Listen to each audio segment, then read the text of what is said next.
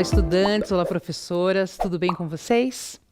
Eu sou a professora Patrícia e hoje nós estamos aqui para conversar um pouquinho sobre as Olimpíadas. Vocês já devem estar acompanhando de casa alguns jogos, a abertura, algumas reportagens e já devem ter percebido que em cada modalidade esportiva a gente tem um desenho representando aquele esporte. Vocês conhecem? Sabem do que eu estou falando? São os pictogramas.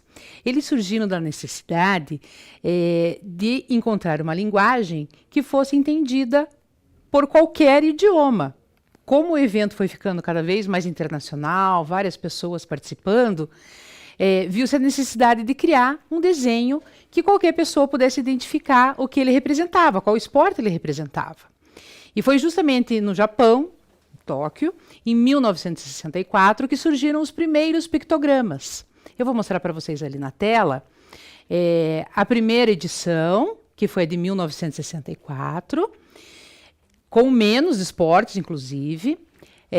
Depois do próximo, que vem o México, bem colorido, bem alegre. No próximo slide, vocês vão perceber, eu pus várias edições para vocês poderem perceber. São sempre desenhos que remetem, que a gente consegue visualizar e já compreender qual é o esporte. No próximo slide temos mais alguns, até que finalmente a gente chega nos de Tóquio 2021 e que pela primeira vez na história das Olimpíadas ganharam movimento. A grande novidade deste ano da Olimpíada é que os pictogramas têm movimento. Tem um vídeo e eu vou trazer para vocês assistirem agora.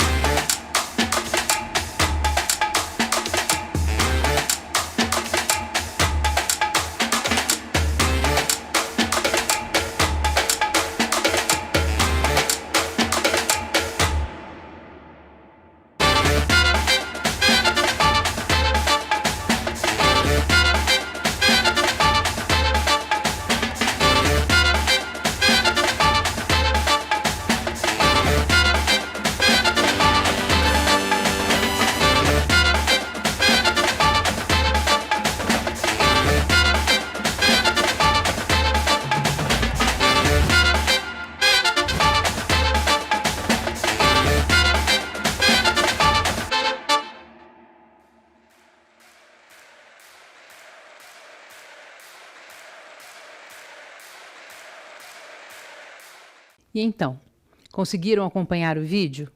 Viram todas as modalidades que tem esse ano na Olimpíada de 2021? Inclusive, nessa Olimpíada surgiram mais duas modalidades novas. Vocês sabem quais são? Eu vou colocar na tela agora para vocês alguns pictogramas e eu vou pedir para vocês, por favor, registrarem qual é a modalidade. Se vocês conseguem identificar todos os esportes olímpicos que tem nessa tela. E depois, circularem ou marcarem quais são as modalidades novas que surgiram agora na Olimpíadas de 2021. Vocês sabem quais são? Eu vou dar um tempinho e já volto.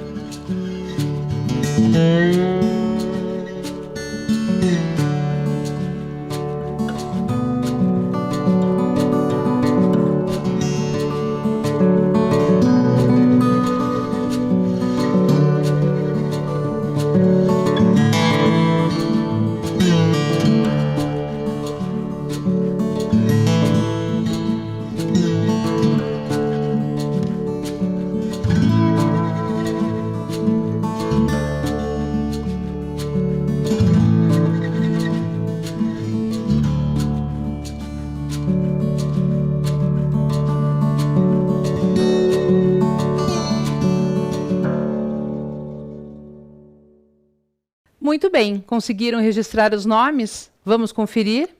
Vamos lá, no próximo slide eu trago então todos os esportes, o número 1, o judô, número 2, o skate, número 3, basquete, número 4, vôlei de praia, número 5, ginástica, número 6, futebol, número 7, vôlei, número 8, pentatlo, número 9, vela, número 10, atletismo, número 11, boxe, número 12, surf e número 13, luta.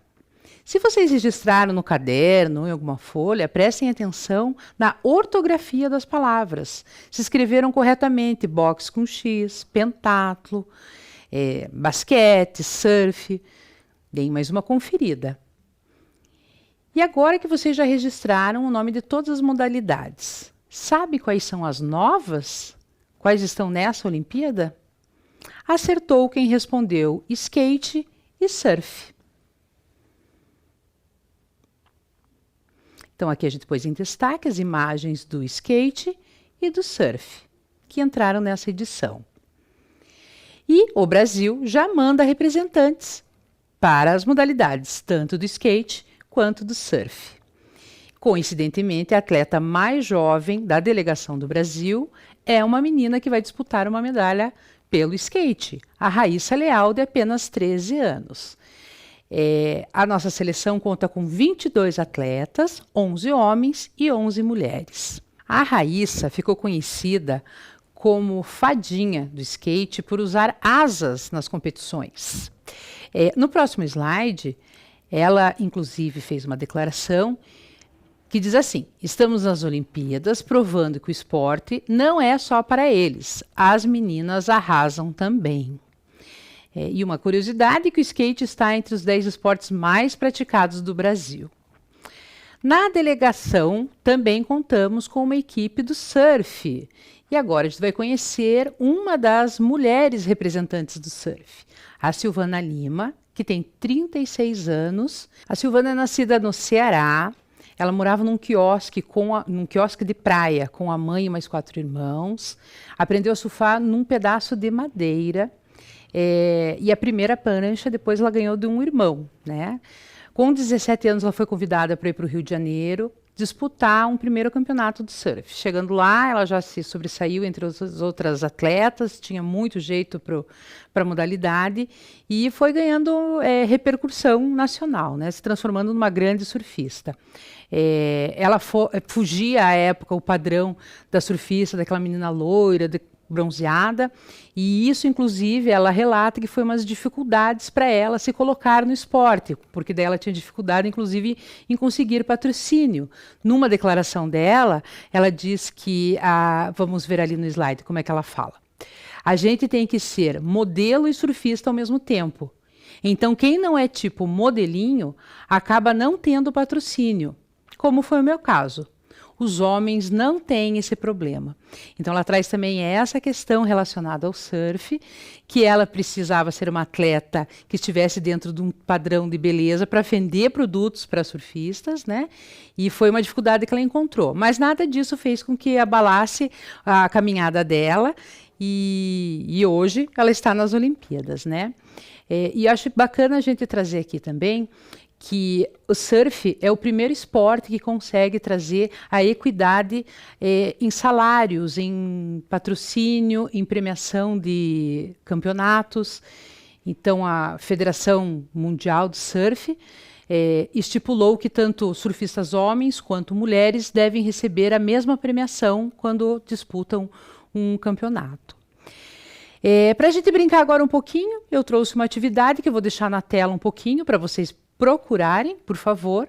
Tem a flecha indicando, como se você estivesse chegando na praia com sua prancha, louco para surfar, e precisa passar por entre o guarda-sol, as pessoas, e chegar até o mar. Vou dar um tempinho e já volto.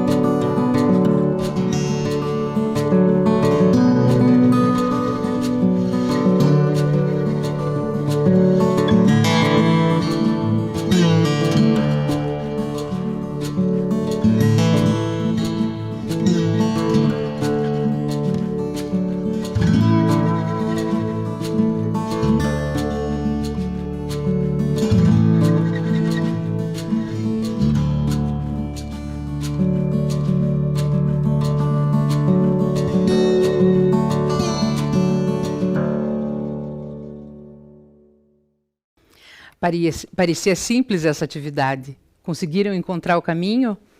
Ele é cheio de detalhes. Eu trouxe aqui a resposta, vejam se vocês conseguiram encontrar. Chegaram até o mar para surfar um pouquinho? Muito bem.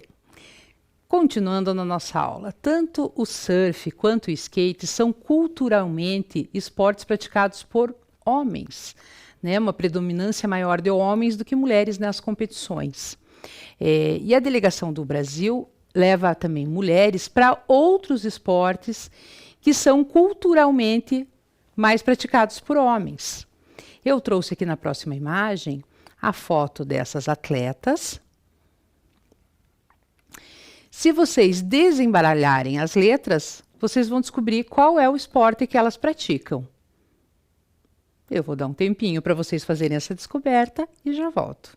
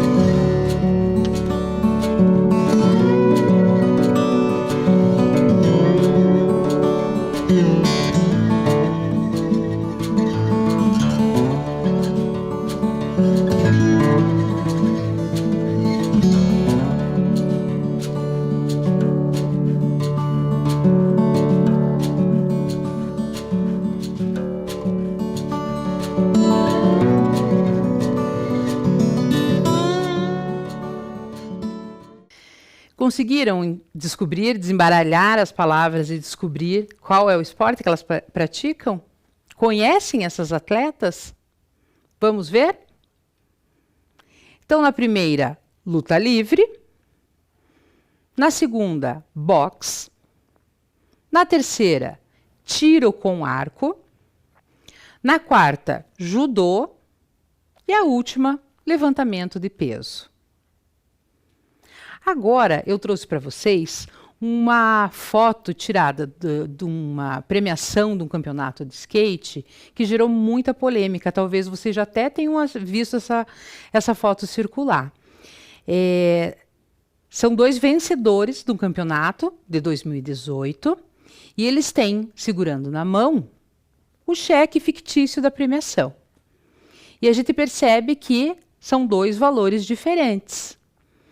Então, logo abaixo, tem algumas questões para vocês refletirem. Primeira, qual o valor de cada cheque?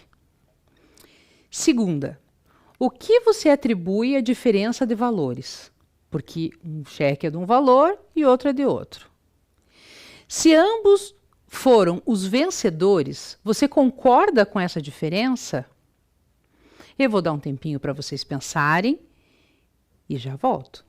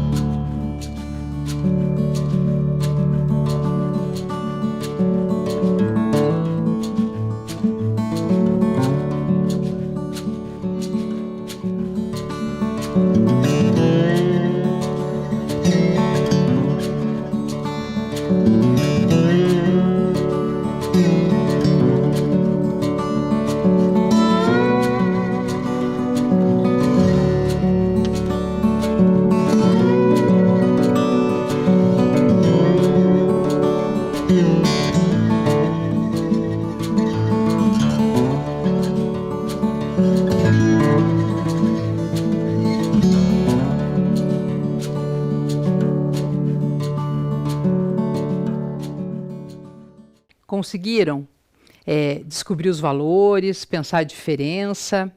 Então a gente vê, foi um campeonato, ambos são vencedores, tiraram o primeiro lugar, só que um na categoria feminina e um na categoria masculina. Na categoria feminina, a premiação foi de 5 mil, na masculina, 17 mil. O debate foi grande nas redes sociais, quando eles postaram essa foto, e essa foi nossa intenção, trazer essa conversa para dentro da escola de vocês, com a família de vocês, conversarem se vocês concordam com essa diferença de pagamento entre os atletas, se é justo, se não é, por quê. Não temos uma resposta para essas perguntas, né? Nosso convite é refletir, pensar, levantar os prós, os contras. Então fica esse convite para vocês levarem esse debate para dentro da casa de vocês, com os amigos, enfim, se é justa essa diferença na premiação. E não é só no skate que acontece isso.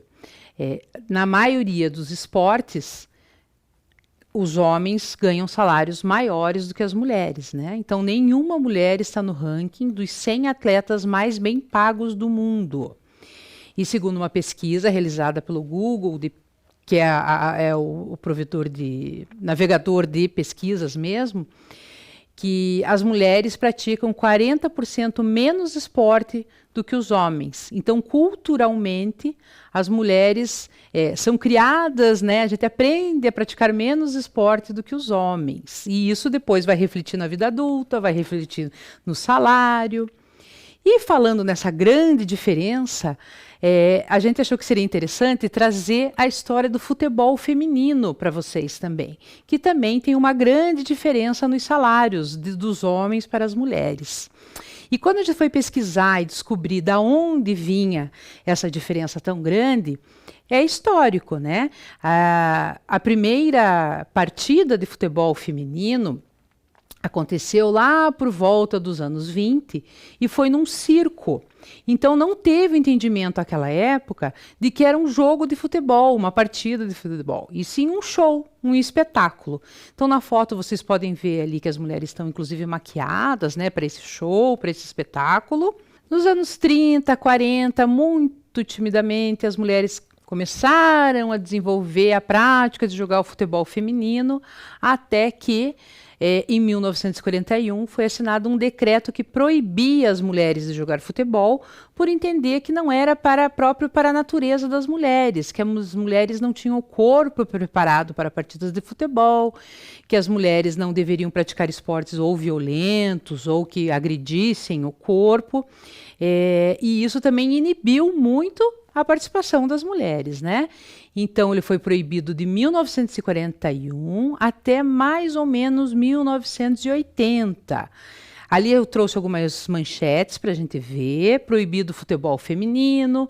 Depois, na outra imagem, pé de mulher não foi feito para meter em chuteiras. Impedido pela polícia o futebol feminino. Não que alguma mulher foi presa, porque não há relato de nenhuma mulher presa por jogar futebol, mas culturalmente, socialmente, não era aceito. Então, as mulheres nem se propunham a jogar, né? E ali na última manchete, que a gente não conseguiu a foto da manchete, mas a gente tem o registro da frase, que traz assim: o futebol é impróprio para as moças. Então, isso socialmente acabou impedindo as meninas, as mulheres, de praticarem o futebol. E ele só foi voltar a acontecer em 1988. Eu trago aqui para vocês a foto, então, da primeira seleção brasileira feminina oficialmente formada. Elas passaram por muitas dificuldades, não tiveram patrocínio, não tinham uniforme, usavam um uniforme que era herdado da seleção masculina, mas aos poucos foram ganhando um pouquinho mais de notoriedade, foram se destacando, até que a gente chega nos dias atuais com a seleção feminina, ganhando muito destaque. No primeiro jogo da seleção que aconteceu nessa Olimpíada, elas já ganharam. Então, historicamente, a gente percebe que a construção da participação no futebol feminino foi sendo retomada, até que a gente chega nos dias de hoje e tem aí o desempenho das atletas na Olimpíada, né? E foi em 2019 que a primeira vez que a televisão transmitiu um jogo da seleção feminina, e que foi pensado um uniforme exclusivamente para elas. Até então não se tinha pensado nisso.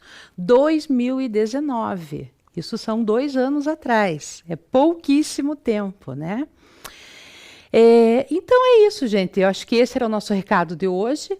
Eu vou deixando vocês por aqui, mas antes eu trouxe ainda, falando de futebol feminino, a gente não poderia deixar de trazer a Marta, que é o grande destaque da nossa seleção. Então agora a gente vai ler para vocês rapidinho, a gente retirou desse livro, 50 brasileiras incríveis para você conhecer antes de crescer, um pouquinho da biografia da Marta. Vamos assistir? 50 brasileiras incríveis para conhecer antes de crescer. Débora Tomé, editora Galera. Marta, 1986. Era uma vez um reino onde quase todas as pessoas eram apaixonadas pelo mesmo esporte. Isso era tão importante que o chamavam de Pátria de Chuteiras, a terra onde se jogava o melhor futebol do mundo. Porém, vejam vocês, nesse mesmo reino achavam que futebol era coisa apenas de menino. Mas algo estava prestes a mudar essa história. Na beirada do campinho de várzea de 2 riachos em Alagoas, Marta vivia sempre metida no grupo de garotos. Aos domingos, eles iam assistir ao jogo dos mais velhos, que tinham uma bola de couro de verdade. bem diferente da bola murcha que os pequenos disputavam ao longo da semana. Assim que os grandes chutavam para fora do campo, a meninada toda corria, pois era a grande chance de dar um chutão naquela que era a bola. Nessa hora, Marta juntava todas as suas forças e corria sem respirar. Muitas vezes conseguia e, bum, chutava a bola de volta para o campo. Largue a bola que é coisa de menino, ela ouvia o tempo todo. Mas era tão feliz jogando futebol com os pés descalços que não tinha como desistir. Um dia, um olheiro a viu jogando e levou Marta para o Vasco, no Rio de Janeiro. Não tinha nem debutado a menina e já estava treinando todo dia como atacante. Com 17 anos, foi a vez de vestir a amarelinha na Copa do Mundo de Futebol Feminino. De lá, pulou rapidamente para o futebol europeu. Antes de conquistar seu reino, virou ídolo na Suécia. Marta é tão boa, mas tão boa, que por 5 vezes foi escolhida a melhor jogadora de futebol do mundo. Um feito único. É também a maior artilheira das Copas Femininas. Como se isso fosse pouco, em 2015, ela ainda se tornou a pessoa, entre homens e mulheres, que mais fez gols jogando pela seleção brasileira. Até hoje, por mais de 100 vezes, ela fez a torcida gritar gol. Com tanta coisa assim, os habitantes do tal reino, ainda que tenham resistido, tiveram que pensar melhor. Afinal, já tinham até a rainha do futebol. Como era mesmo aquela história de futebol não ser coisa de menina? A história da Marta agora vocês já conheceram, mas é importante de ressaltar que uma seleção com 22 jogadoras não é feita com apenas uma atleta, né? Cada uma se destaca e é importante para formar um time. Inclusive, nessa seleção, a gente tem a participação ainda de uma jogadora chamada Formiga, que é a única que está participando às 7 Copas do mesmo campeonato como jogadora de futebol feminino, né? Então, é a única atleta que tem essa participação em 7 Copas. Então, embora a gente tenha trazido a história da Marta, é importante ressaltar que todas elas são importantes no time. Pensando nisso, trouxemos a imagem de toda a seleção feminina de futebol. Elas fizeram intencionalmente essa foto com as pernas cruzadas para trazer a feminilidade também para o esporte. E a gente vai deixar um tempinho para vocês poderem olhar bem, observar quem são as jogadoras. E o desafio, a atividade, é vocês montarem o quebra-cabeça, né? Então, a gente tem ali, primeiro, a foto completa, dividida em 9 quadrados. Depois, do lado, a gente tem marcado cada quadrado com um número. E embaixo um gabarito vazio que vocês vão ter que preencher. Já temos que no meio é a foto 3. Então, vou dar agora um tempinho para vocês organizarem o pensamento e verem como é que vão montar essa foto. E já volto trazendo a resposta.